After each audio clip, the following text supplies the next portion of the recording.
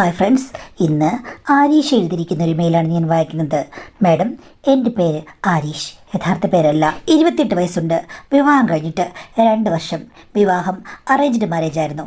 കണ്ട് ഇഷ്ടപ്പെട്ട് ജാതകമൊക്കെ ചേർന്ന പെണ്ണ് തന്നെയാണ് ഞാൻ കല്യാണം കഴിച്ചത്. അവരുടെ വീട്ടിൽ അച്ഛൻ, അമ്മ, പിന്നെ അനിയൻ ഒക്കെയുണ്ട്. അവളുടെ അനിയൻ നേഴ്സിംഗ് പഠിച്ചുകൊണ്ടിരിക്കുകയാണ്. എൻ്റെ അമ്മയ്ക്ക് കുറച്ച് വയ്യായ്ക ഉണ്ടായിരുന്നു കല്യാണ സമയത്ത്. അതുകൊണ്ട് വീട്ടിൽ വന്നു കഴിഞ്ഞപ്പോഴേക്കും എൻ്റെ ഭാര്യയും കൊണ്ട് എനിക്ക് ദൂരെ എങ്ങും പോകാൻ പറ്റിയില്ല.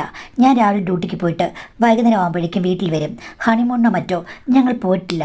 അമ്മയ്ക്ക് കാലിനായിരുന്നു പരിക്ക്. അത് ഭേദമാക്കാൻ കുറച്ച് നാളെടുത്തു. അതുകൊണ്ട് തന്നെ ഹണിമൂൺ പരിപാടികൾ ഒന്നുമില്ലായിരുന്നു. അതിന് പേരിൽ ഇടയ്ക്കിടയ്ക്ക് ഭാര്യ എന്നോട് വഴക്കുണ്ടാക്കും. എന്നാലും എൻ്റെ അമ്മയോട് അവൾക്ക് നല്ല സ്നേഹമാണ്. അമ്മയ്ക്കും അങ്ങനെ തന്നെ. ഇതിനിടയ്ക്ക് ഒരു കുട്ടിയോട് ഉണ്ടായിക്കഴിഞ്ഞാൽ പ്രശ്നമാകുമല്ലോ എന്നോർത്ത് ഞങ്ങളതെല്ലാം മാറ്റിവെച്ചിരിക്കുകയായിരുന്നു. എന്തായാലും കുറച്ച് നാൾ മുമ്പ് അമ്മയ്ക്കൊരു സർജറിയുടെ കഴിഞ്ഞു. അത് കഴിഞ്ഞ ശേഷം ഏകദേശം 6 മാസത്തിന് മുമ്പ് കാര്യങ്ങൾ ഓക്കെ ആയി. പഴയതുപോലെ തന്നെ അമ്മ ജോലിയൊക്കെ ചെയ്യാൻ തുടങ്ങി. എനിക്കൊരു ചേച്ചിയുണ്ട്. ചേച്ചി ഡൽഹിയിൽ സെറ്റിൽഡാണ്. അവർക്ക് കേന്ദ്ര ഗവൺമെൻറ്റിൽ ഉദ്യോഗമുണ്ട്. ഇങ്ങോട്ടൊന്നും വന്ന് നിൽക്കാൻ പറ്റുകയില്ല. അതുകൊണ്ടാണ് ചേച്ചി അമ്മ അങ്ങോട്ട് കൊണ്ടുപോകുന്നിരുന്നത്. കാര്യം അവിടെ ട്രീറ്റ്മെൻറ്റ് ചെയ്താൽ ശരിയാകില്ലല്ലോ. ഇപ്പോൾ അമ്മയ്ക്ക് ശരിയായി കഴിഞ്ഞപ്പോഴേക്കും ചേച്ചി നാട്ടിൽ വന്നു. 6 മാസത്തിന് മുമ്പ് അമ്മയും കൊണ്ട് ഡൽഹിയിലേക്ക് പോയി. ഇനിയിപ്പോൾ 1 വർഷം അമ്മ അവിടെ നിൽക്കട്ടെ. നിങ്ങൾക്ക് ജീവിതത്തിൽ നല്ലൊരു യാത്ര പോലും ചെയ്യാൻ പറ്റിയിട്ടില്ല.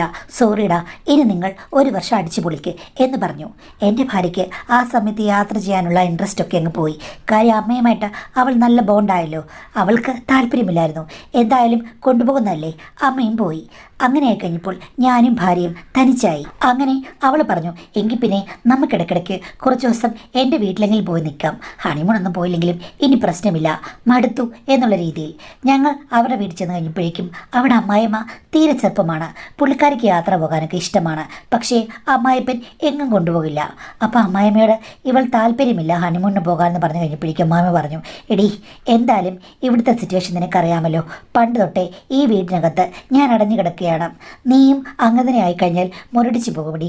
അവൻ പറഞ്ഞല്ലേ ഹണിമൂണൊന്നും അല്ലെങ്കിലും കുറേ സ്ഥലങ്ങളൊക്കെ കാണാമല്ലോ പിള്ളേരെ, പോകൂ, എൻ്റെ അവസ്ഥ ആർക്കും വരരുത് എന്ന് പറഞ്ഞു. അത് കേട്ടപ്പോൾ അവൾ പറഞ്ഞു, അമ്മേ ഞങ്ങളോട് വരുന്നതെന്ന്.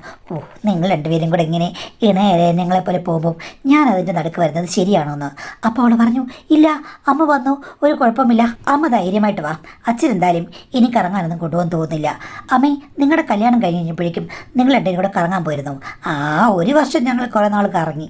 ആ കറക്കത്തോടുകൂടി എല്ലാ കറക്കവും അവസാനിപ്പിച്ചു. പിന്നെ പിള്ളേരെ നോക്കി വീട്ടിലിരിപ്പായി ഞാൻ എന്നമ്മ പറഞ്ഞു. അപ്പോൾ അവൾ എന്നോട് പറഞ്ഞു, ചേട്ടാ ശരിക്കില്ലേ, അമ്മ ജനിച്ചു വളർന്നതൊക്കെ ബാംഗ്ലൂരിലാണ്. അവരുടെ ഫാമിലിയെല്ലാം പണ്ടേ ബാംഗ്ലൂരിൽ സെറ്റിൽഡായ മലയാളി ഫാമിലിയാണ്. അമ്മയ്ക്ക് ദൂരയാത്രയൊന്നും ചെയ്യാൻ ഒരു ഭയവുമില്ല. ഇംഗ്ലീഷും മലയാളവും ഹിന്ദിയും തെലുങ്കും കന്നഡയും തമിഴും ഒക്കെ അമ്മയ്ക്കറിയാം. അമ്മ ബാംഗ്ലൂരിലായിരുന്നു, ഒരു പ്രശ്നവുമില്ല. പക്ഷെ കല്യാണം കഴിഞ്ഞ ശേഷമാണ് അമ്മയ്ക്ക് ഇങ്ങനെ ആയിപ്പോയത്. എന്ത് ചെയ്യാനടി, നിൻ്റെ അച്ഛനെ കണ്ട് ഇഷ്ടപ്പെട്ട് ഞാൻ അങ്ങ് സമ്മതിച്ചു കേരളത്തിലേക്ക് വരാനും. അത് വേണ്ടായിരുന്നു. ബാംഗ്ലൂരിലുള്ള ഏതെങ്കിലും ഒരു മലയാളിയെ കല്യാണം കഴിച്ചായിരുന്നെങ്കിൽ അങ്ങനെ അങ്ങ് പോയേനെ എന്നമ്മ പറഞ്ഞു. ഇതൊക്കെ കേട്ട് അച്ഛനിരിപ്പുണ്ടായിരുന്നു. നീ എന്തിനാണ് എന്നെ കുറ്റം പറഞ്ഞത്? ഞാൻ പോകാത്തത് ജോലി തിരക്കുണ്ടല്ലേ? ജോലി തിരക്ക്, അവധി പോലും ഇല്ലാത്തൊരു ജോലി എന്ന് പറഞ്ഞ് അമ്മ കളിയാക്കി. എന്തായാലും അമ്മയ്ക്ക് ദുഃഖമുണ്ടല്ലോ, അതുകൊണ്ട് അമ്മയും കൂടെ കൊണ്ടുപോകാൻ ഞങ്ങൾ തീരുമാനിച്ചു. അമ്മയ്ക്ക് വേണ്ടി ഞങ്ങൾ പോകുന്ന റിസോർട്ടിലെല്ലാം ഒരു പ്രത്യേക മുറി ബുക്ക് ചെയ്തു. അമ്മ ഇറങ്ങുമ്പോഴേ പറഞ്ഞു, കുട്ടികളെ നിങ്ങൾ രണ്ടുപേരും കൂടെ എവിടെ വേണമെങ്കിലും കറങ്ങി നടന്നു, ഞാൻ എന്നെ മാനേജ് ചെയ്തോളാം.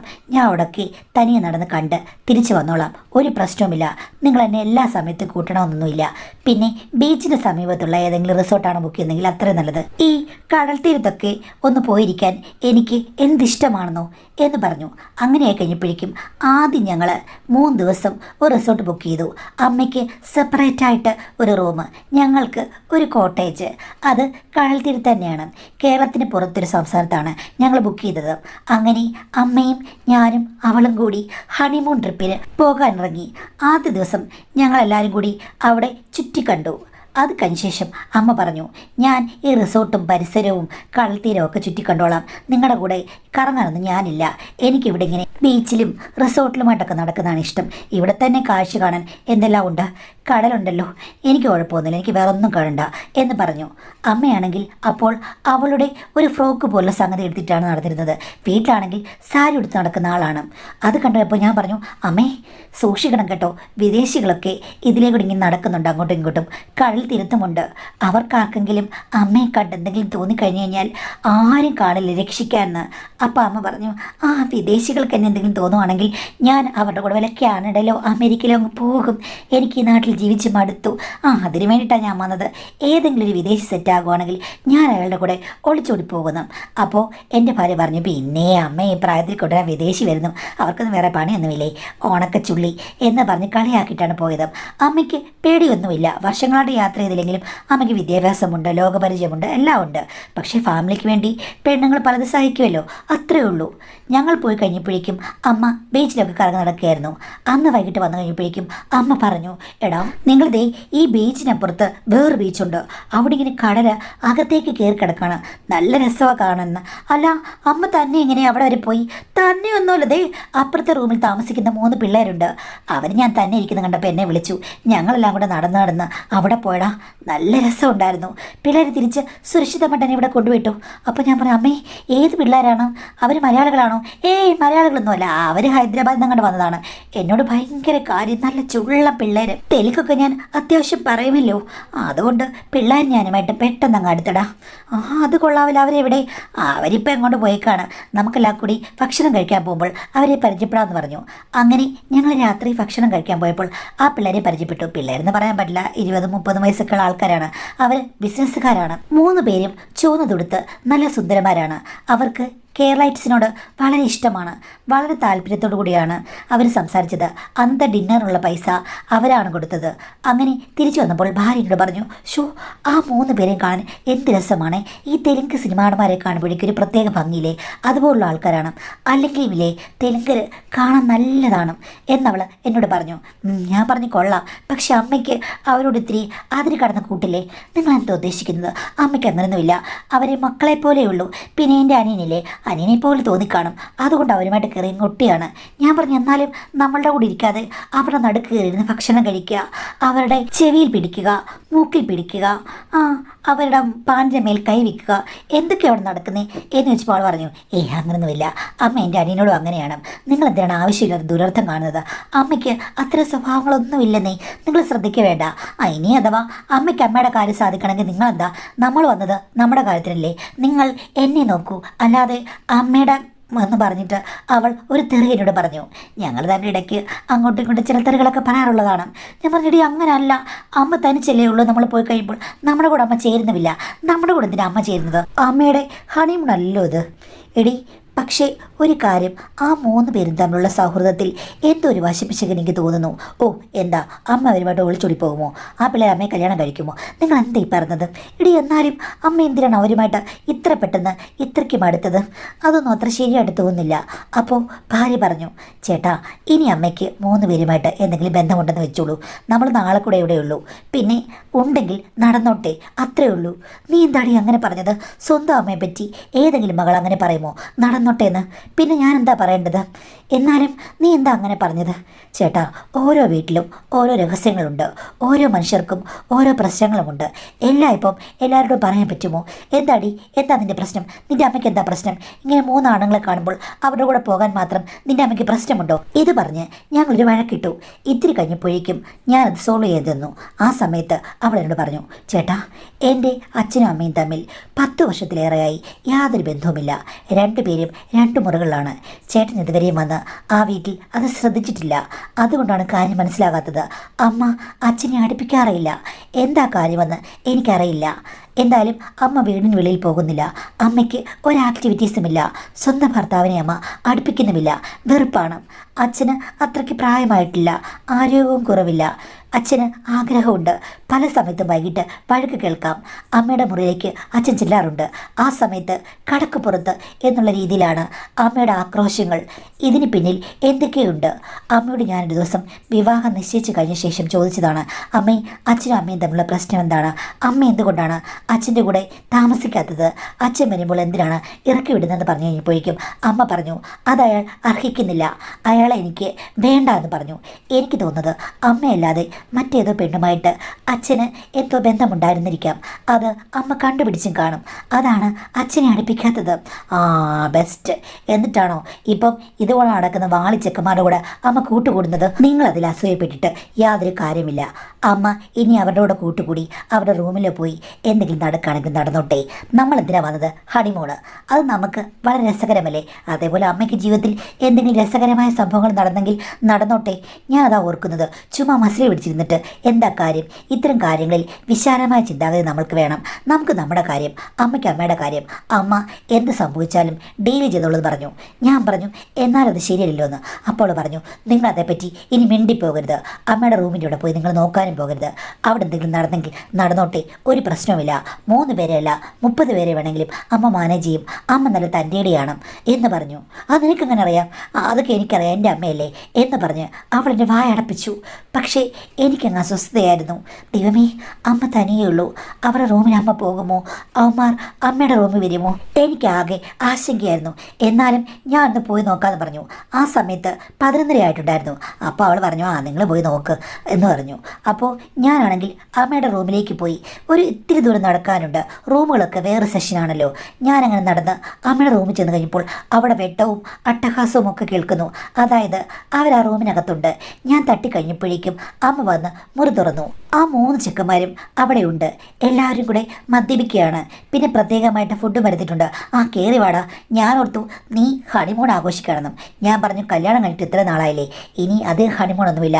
അമ്മ എന്താ ഇങ്ങനെ ഇരിക്കുന്നതെന്ന് ചോദിച്ചപ്പോൾ അമ്മ പറഞ്ഞു, അതിനെന്താ, ദേ അവരെൻ്റെ ഫ്രണ്ട്സ്. അമ്മ മദ്യപിക്കുമോ? പിന്നെ ഞാൻ പണ്ട് മദ്യപിക്കായിരുന്നു. എൻ്റെ ഹസ്ബൻഡും ഞാനും കൂടെ ഞങ്ങളുടെ റൂമിൽ സ്ഥിരമായിട്ട് മദ്യപിക്കായിരുന്നു. പിന്നെ ഇപ്പം കുറേ നാളായിട്ടില്ലെന്നേ ഉള്ളൂ, പ്രായമായില്ലേ, അതുകൊണ്ടാണ്. ദേ ഇവർ കമ്പനി വിളിച്ചപ്പോൾ എനിക്കൊരു പ്രശ്നമില്ല, അത്യാവശ്യമൊക്കെ ഞാൻ 2 പേർ കടിക്കൂടാ എന്ന് പറഞ്ഞു. അമ്മയുടെ സ്വഭാവവും പ്രവൃത്തിയുമെല്ലാം ആകെ മാറിപ്പോയി. ഞാൻ നോക്കിക്കഴിഞ്ഞപ്പോഴേക്കും അമ്മയുടെ മാക്സിയൊക്കെ സ്ഥാനം തെറ്റിയാണ് കിടക്കുന്നത്. അതുമാത്രമല്ല, അടിയിൽ ഒന്നുമില്ലെന്ന് എനിക്ക് മനസ്സിലായി. അതിൽ ഒരെണ്ണമില്ലേ മാഡം, അവിടെ കട്ടിലൊരറ്റത്ത് തൂക്കിയിട്ടിരിക്കുന്നു. ഇവന്മാർ വന്നു കഴിഞ്ഞപ്പോൾ അത് ഊരിയിട്ടതുപോലെയാണ് എനിക്ക് തോന്നിയത്. എൻ്റെ നോട്ടം കണ്ടു കഴിഞ്ഞപ്പോഴേക്കും അമ്മായിയമ്മ ഒന്ന് പുച്ഛിച്ചിരിച്ചു. പുള്ളിക്കാരിക്ക് കാര്യം മനസ്സിലായെന്ന് തോന്നുന്നു. ആ നീ ദേ ഇവിടെ ഇരിക്കുക, ഇവരൊന്ന് പരിചയപ്പെടാൻ പറഞ്ഞു. ഇല്ലില്ല, ഞാൻ വെറുതെ വന്ന് നോക്കാൻ വന്നതാണ്, ഞാനങ്ങ് പോകുകയാണെന്ന് പറഞ്ഞു. അപ്പോഴേക്കും അമ്മായിമ്മ പറഞ്ഞു, അല്ലടാ ഇവിടെ ഇരിക്കുക, ഇവരോടൊക്കെ സംസാരിക്കാം. നിനക്ക് തെലുങ്ക് അറിയില്ലല്ലോ, എനിക്കറിയാം, ഞാൻ പറഞ്ഞു തരാം. ഇരിക്കട എവിടെയെന്ന് പറഞ്ഞ് അമ്മായിമ്മ എന്നെ തൊട്ടടുത്ത് കട്ടിലിൽ പിടിച്ചിരുത്തി. അവരിത്തിരി ലഹരി മുഖത്തിരിക്കുകയാണെന്ന് എനിക്ക് മനസ്സിലായി. എന്നിട്ട് അവർ ഓരോരുത്തരെയായിട്ട് എന്നെ പരിചയപ്പെടുത്തി. എൻ്റെ മരുമോനാണെന്നൊക്കെ പറഞ്ഞ്. അപ്പം ഒരുത്തൻ തെലുങ്കിൽ എന്തോ ചോദിച്ചു. അത് കേട്ട് കഴിഞ്ഞപ്പോഴേക്കും അമ്മായിമ്മ പൊട്ടിച്ചിരിച്ചുകൊണ്ട് എൻ്റെ ദേഹത്തേക്ക് ചാഞ്ഞു. ഞാൻ ചോദിച്ചു, എന്താ അമ്മ ചിരിക്കുന്നത്, എന്താ പറഞ്ഞേ അവൻ ചോദിച്ചു കഴിഞ്ഞപ്പോഴേക്കും അമ്മായിമ്മ ചിരിച്ചുകൊണ്ട് അവനോട് എന്തോ ഒരു മറുപടി പറഞ്ഞു. എന്താ അമ്മ പറഞ്ഞത് എന്ന് ചോദിച്ചു കഴിഞ്ഞപ്പോഴേക്കും അമ്മായിയമ്മ എൻ്റെ കൈ എടുത്ത് കയ്യിൽ പിടിച്ചുകൊണ്ട് എന്നോട് പറയാ, അവൻ ചോദിച്ചെന്താണെന്ന് വെച്ചാൽ മരുമോൻ്റെ ഡാഷ് എത്രയുമുണ്ടെന്ന്. അത് കേട്ട് ഞാൻ ഞെട്ടി. അമ്മേ, അതവൻ ചോദിച്ചത്. അമ്മ ഇത് തിരിച്ചു പറഞ്ഞതും, ഞാൻ കണ്ടിട്ടില്ലല്ലോ, കണ്ടിട്ടല്ലേ പറയാൻ പറ്റൂ, എനിക്കറിയില്ല മോനെ, ഞാൻ കണ്ടിട്ടില്ല എന്ന് അവനോട് പറഞ്ഞത്. അമ്മേ, സത്യം പറഞ്ഞാൽ ഇവിടെ എന്താ നടക്കുന്നത്? ഒന്നും നടന്നിട്ടില്ല, നടക്കാൻ തുടങ്ങുന്നതേ ഉള്ളൂ. ആ സമയത്താണ് നീ വന്ന് മുട്ടിയത്. അതുകൊണ്ട് എല്ലാം അങ്ങ് നിന്നുപോയി. അമ്മേ, ഇത് 3 ആണുങ്ങളുണ്ട്. അമ്മയ്ക്ക് ഇത്രയും പ്രായവുമായി. പിന്നെ പ്രായമായെന്ന് പറഞ്ഞ് വാതിലെല്ലാം കൊട്ടിയടയ്ക്കാൻ പറ്റുമോ മോനെ? പ്രായത്തിലും വാതിലുകൾ നന്നായി തുറക്കും. 3 ചെക്കന്മാരും നല്ല ഫോമിലാണ്. ഞാനും വല്ലത് നടന്നേക്കും. അമ്മയ്ക്ക് നാണമില്ല ഇങ്ങനെ പറയാൻ? ഞാൻ എന്തിനാ നാണിക്കുന്നത്? എനിക്കൊരു നാണവുമില്ല. അമ്മമാർ 3 പേരും എനിക്ക് നല്ല കയ്യാളുകളാണ്. അവരിവിടെ ഉള്ളപ്പോൾ എന്തെങ്കിലും നടന്നാൽ നടന്നു, ഇല്ലെങ്കിൽ അവർ ഇങ്ങനെയൊക്കെ എന്തെങ്കിലുമൊക്കെ പറഞ്ഞ് രസിച്ച് അങ്ങ് പോകുമായിരിക്കും. അതിനൊരു തീരുമാനം വന്നിട്ടില്ല. ഇവിടെ ഇരിക്കുകയാണെങ്കിൽ ഇനി അവർ മുന്നോട്ട് എങ്ങനെ പോകുമെന്ന് നിനക്കും കാണാം. ഞങ്ങൾ ഒന്ന് വട്ടൊപ്പിച്ച് വരുന്നുള്ള 1/2 മണിക്കൂറായിട്ടുള്ളൂ. അമ്മ എന്തിനാണ് ഇത് ഊരിയിട്ടിരിക്കുന്നത് എന്ന് ചോദിച്ചു കഴിഞ്ഞപ്പോൾ ഞാൻ പറഞ്ഞു, അത് പിന്നെ അവർ വരുന്നതല്ലേ, അവർക്ക് ഒന്ന് റിലാക്സ് ആകാൻ തോന്നിക്കഴിഞ്ഞാൽ ഭയങ്കര ബുദ്ധിമുട്ടല്ലേ മോനെ. അതുകൊണ്ട് അവർ വന്ന് മദ്യം വിളമ്പിയപ്പോഴേ ഞാൻ ഊരിയതങ്ങോട്ടിട്ടു. എന്നാലും അമ്മേ, വേറെന്തെങ്കിലും കാര്യങ്ങൾ ഇവിടെ നടന്നു എന്ന് ചോദിച്ചു കഴിഞ്ഞപ്പോഴേക്കും നടന്നു. ചെക്കന്മാരെന്തായാലും വന്നാൽ ഈ ഒരു അച്ചാർന്ന് തൊട്ട് നക്കില്ലേ മദ്യപിക്കുന്നതിന് മുമ്പ് എന്ന് പറഞ്ഞതുപോലെ ഇവിടെ ചില വടംവലികളൊക്കെ ഉണ്ടായിരുന്നു. ഞാൻ പറഞ്ഞ ആക്രാന്തം വേണ്ട, അടങ്ങി ഒതുങ്ങി ഇരുന്നോടെന്ന് പറഞ്ഞ് മൂന്നിനെ ഞാൻ നിയന്ത്രിച്ച് വെച്ചിരിക്കുകയാണ്. അമ്മേ, കള്ള് കുടിച്ച 3 പേരാണ്. 3 പേരും കൂടെ എന്തെങ്കിലും ആയി കഴിഞ്ഞു കഴിഞ്ഞാൽ അമ്മയ്ക്കത് താങ്ങാൻ പറ്റില്ല. ഷടാ, നിന്നെ ആര് വിളിച്ചു? നീ എന്തിനാ വന്നത്? നീ നിന്റെ ഭാര്യയുടെ അടുത്ത് പോയിരിക്കെ. ഇവിടെ എന്ത് നടക്കണമെന്ന് ഞാൻ തീരുമാനിച്ചോളാം എന്ന് പറഞ്ഞു. അമ്മേ, അമ്മ ലഹരിയിലാണ്. അമ്മ ഇങ്ങനെയൊന്നും സംസാരിക്കാറുള്ളതല്ല. അപ്പം അമ്മ പറഞ്ഞു, ഞാൻ സംസാരിക്കും. പല കാര്യങ്ങളും എനിക്ക് വിളിച്ചു പറയാനുണ്ട്. എല്ലാം ഞാൻ ഒതുക്കി വെച്ച് ജീവിക്കുകയാണ്. ഞാൻ പറഞ്ഞു, അവൾ എന്നോട് പറഞ്ഞു, അമ്മ വീട്ടിലെ പ്രശ്നങ്ങൾ വീട്ടിലാണ് തീർക്കേണ്ടത്. അപ്പം അമ്മ പറഞ്ഞു, വീട്ടിലെ പ്രശ്നങ്ങൾ വീട്ടിൽ തീർക്കാൻ പറ്റില്ല. നമുക്ക് പുറത്തിറങ്ങിയാലും തീർക്കാൻ പറ്റും. അതുകൊണ്ട് ഞാൻ വന്നു. ചിലപ്പോൾ ഞാൻ തീർക്കും. നീ ഇറങ്ങിപ്പോ, നിന്റെ പെൺപിള്ളേരോട് പോയിരിക്കെ എന്ന് പറഞ്ഞ് അമ്മ വഴക്കുണ്ടാക്കി. ഇടയ്ക്ക് അവർ തെലുങ്കിൽ എന്തൊക്കെ ചോദിക്കുന്നുണ്ട്. അമ്മ തിരിച്ച് മറുപടിയും പറയുന്നുണ്ട്. എനിക്കാണെങ്കിൽ ഒന്നും മനസ്സിലാകുന്നില്ല. ഞാൻ പറഞ്ഞു, അമ്മ ഇംഗ്ലീഷ് സംസാരിക്കാനെന്ന്.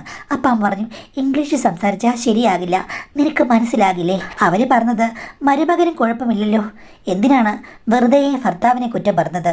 മരുമകനോടുള്ളപ്പോൾ ഭർത്താവിനെ കുറ്റം പറയേണ്ട കാര്യമില്ലെന്നാണ്. അപ്പോൾ അമ്മ ഇത്രയും നേരം സ്വന്തം ഭർത്താവിൻ്റെ കുറ്റങ്ങളായിരുന്നു അവരോട് പറഞ്ഞുകൊണ്ടിരുന്നത്. ആ, കുറ്റം പറയാനുണ്ടെങ്കിൽ പറയടാ. ഇവന്മാരോട് പറഞ്ഞില്ലല്ലേ ഉള്ളൂ എൻ്റെ ഭർത്താവിൻ്റെ കുറ്റങ്ങൾ ഒന്ന് ശരിയാക്കിയെടുക്കാൻ പറ്റൂ.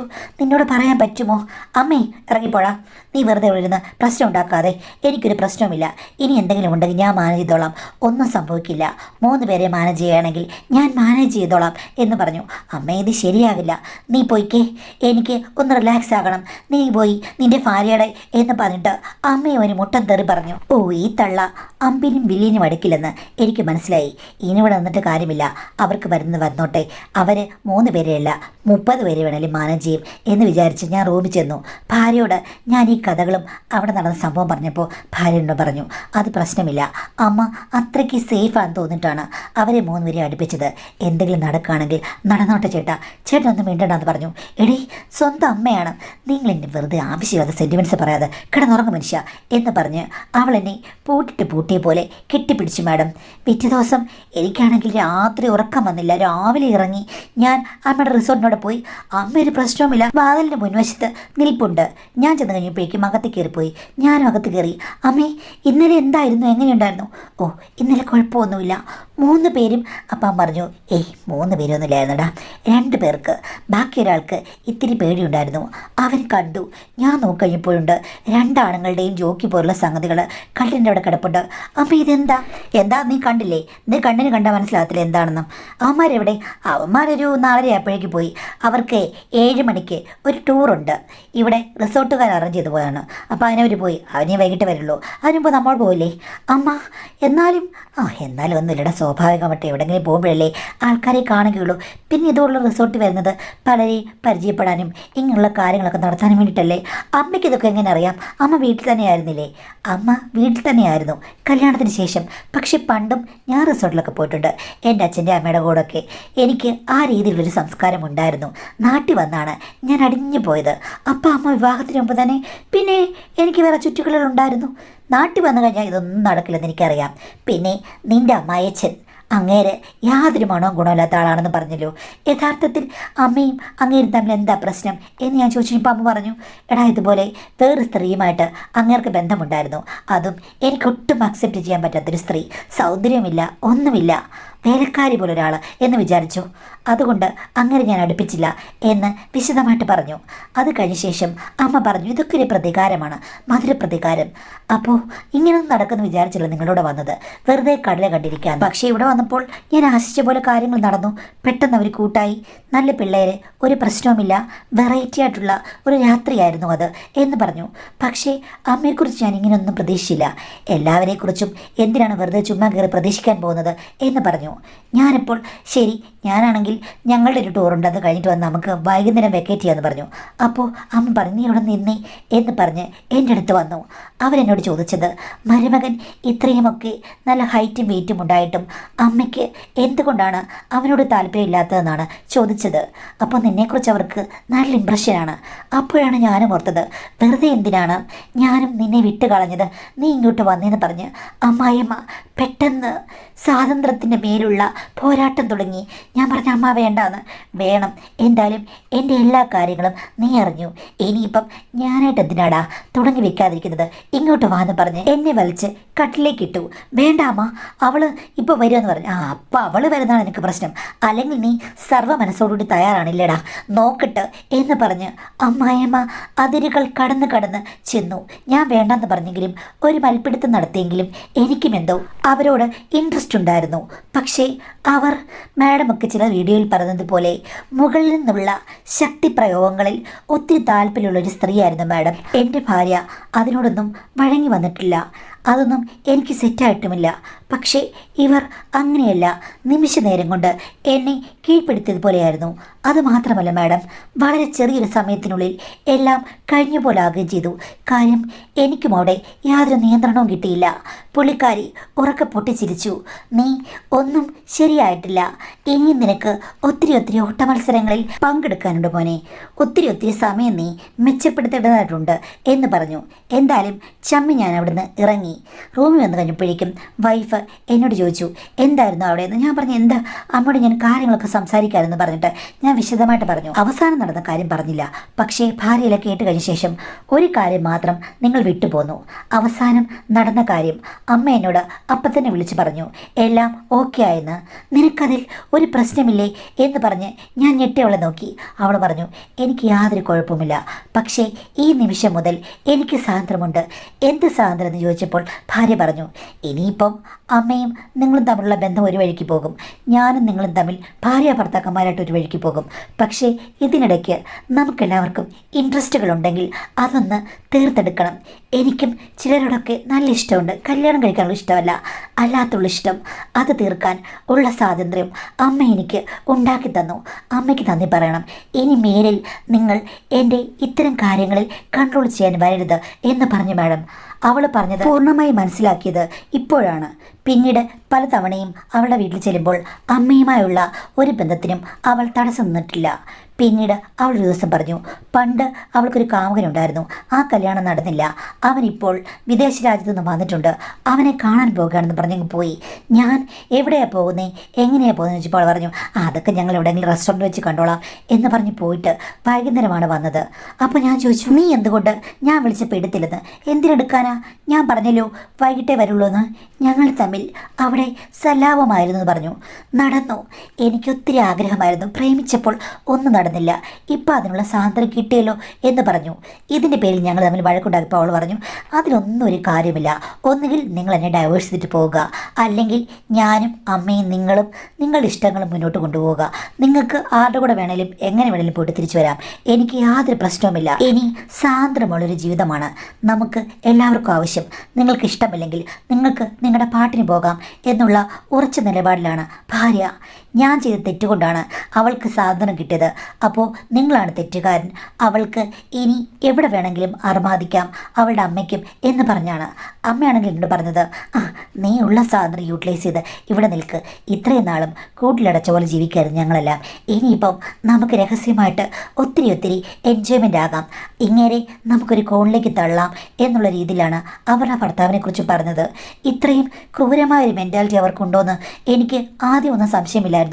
ഇപ്പോൾ വളരെ കോംപ്ലിക്കേറ്റഡ് ആയിട്ടുള്ള ആൾക്കാരാണ് അവരെന്ന് എനിക്ക് തോന്നുന്നു മാഡം. എന്താ ചെയ്യേണ്ടത്? ഞാൻ ഒരു കാര്യം പറയാം, ആ വീട്ടിൽ നിങ്ങൾക്കറിയാത്ത വേറെന്തൊക്കെയോ കാര്യങ്ങൾ പണ്ട് തൊട്ടേ ഉണ്ട്. അമ്മായിയമ്മയും അമ്മായിയമ്മയുടെ മകളായ നിങ്ങളുടെ ഭാര്യയും തമ്മിൽ പണ്ട് തൊട്ടേ വേറെ ചില അന്തർധാരകളുണ്ട്, നിങ്ങൾക്കറിയാത്ത ഒത്തിരി രഹസ്യങ്ങളുണ്ട്. അമ്മയും മകളും തമ്മിൽ വളരെയധികം അണ്ടർസ്റ്റാൻഡിംഗ് ആണ്. എനിക്ക് തോന്നുന്നത് ഈ ഹണിമൂൺ ട്രിപ്പ് തന്നെ അവരുടെ സ്വാതന്ത്ര്യം ഒരുക്കാനുള്ളൊരു പ്ലാനാണ്.